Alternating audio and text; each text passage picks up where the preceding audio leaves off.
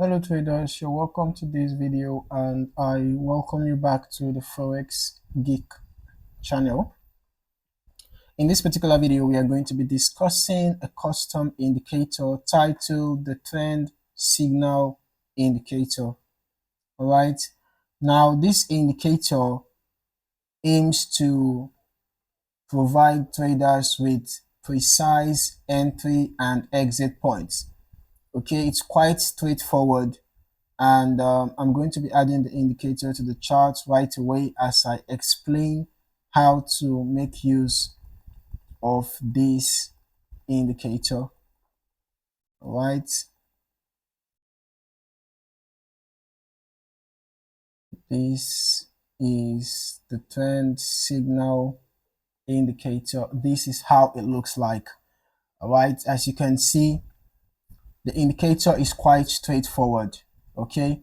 When you have the red arrows appear above the candlesticks, it's simply a sell signal. And when you have the green arrow appear below the candlesticks, it's simply a buy signal. All right. So you can either use this indicator in a trending market or in a ranging market. Whichever case, the indicator can be used by all kinds of traders. It doesn't matter if you are a scalper, a day trader, or a swing trader, you can make use of this indicator. Now let us look at some examples on how you can use this indicator. Okay, first of all, let us look at examples when using this indicator in a ranging market.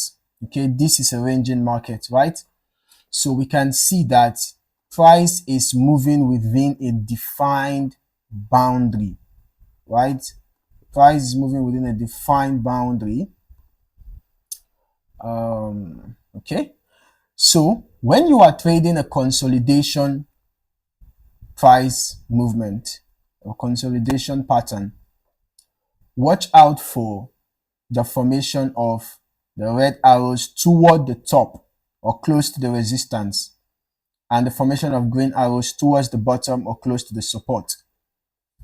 So most of the times it is scalpers that trade consolidation patterns, right? Unless if the consolidation pattern is seen on big time frames, right? Perhaps the daily time frame and above, or 4-hour time frame, right?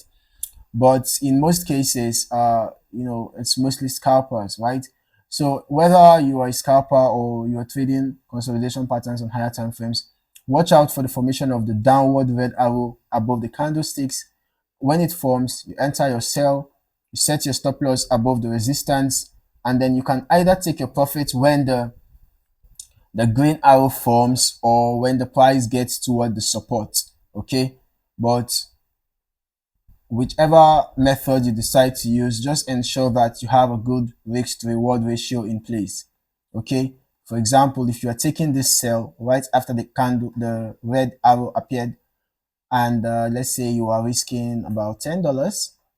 Okay, let's say $10 is your risk, right?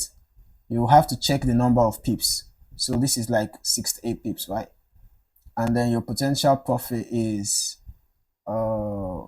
let's say you are doing your calculations based on the support and resistance zones, right? So we're going to check from here to the resistance is about 50 pips. From that same point to the support is about 130 pips. All right, so if you give some pips away from the resistance, let's say you give 5 pips away from the resistance, you have like 55 pips, right? And let's say you bring it up a bit, you can have 1100 points, that is 110 pips. So you're going to have a good risk to reward ratio if you take this trade. So if you enter, so long as you have a good risk to reward ratio, that is, you're risking about $10, you calculate your lot size obviously, and your potential profit should be about $20. That's if you're risking $10. Okay, then the opposite is just the case for the buy. You enter your buy, set your stop loss below the support and target the nearest resistance, or you wait for the red arrow to form. That is it for the consolidation. Now when you are trading in the direction of the trend, all right, when you're trading in the direction of the trend, you just have to ensure that you get confirmations, okay? Confirmations that the trend is continuing, unless if you are trading against the trend, right? But if you are trading in the direction of the trend, just watch out for, this is a bullish example, a bullish trend. So you watch out for the formation of the green arrow beneath the candlesticks. And when it forms, you can enter your buy trade, set your stop loss below the previous swing low. And for the take profit, you can actually target resistance zones. That's one of the ways you can exit, right? You can target resistance zones, or you can wait for the formation of red arrows.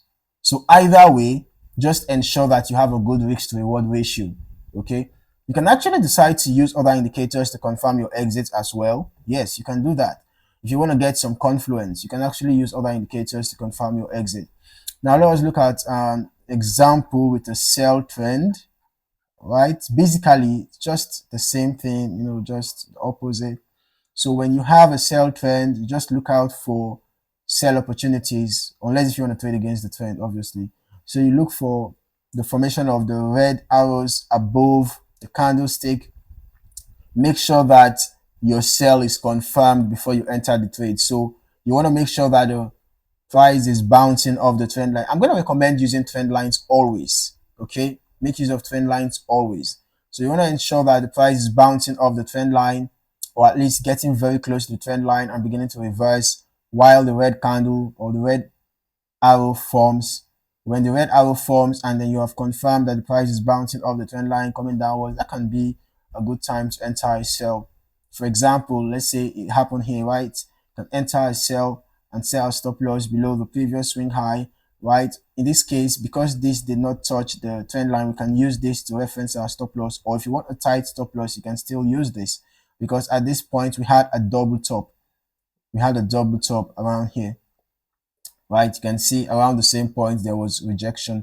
So you can actually use a tight stop loss, set your stop loss just some pips above that resistance, and then you can wait for the green arrow to form beneath the candlesticks in order to exit your sell. Or you can just wait for the price to get to our support level and then you exit your sell. Whichever case, make sure you have a good risk to reward ratio. All right.